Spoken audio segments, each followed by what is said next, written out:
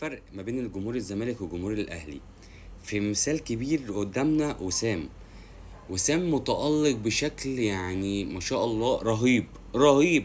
هل بقى هتلاقي مثلا حد من جمهور الزمالك يطلع يقول لك اصل هو ده بيجيب اجوان الفاولات ما بين اللعيبه وما فيش حيطه، ده بيشوط ضربات جزاء، دي ماشيه معاه كده؟ استحاله استحاله تلاقي حد زملكاوي يطلع يقول لك الكلمتين دول.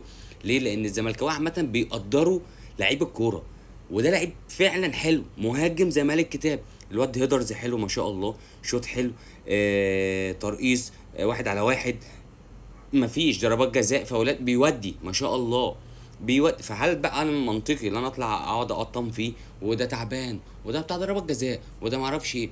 فده الفرق ما بيننا كجمهور وما بين جمهور الاهلي، اللي دايما بيحاول يوقع اي لعيب عندك كويس، اي لعيب عندك طالع بيوقعه، اي لعيب شيء بيبقى بيقع، هنوقعه.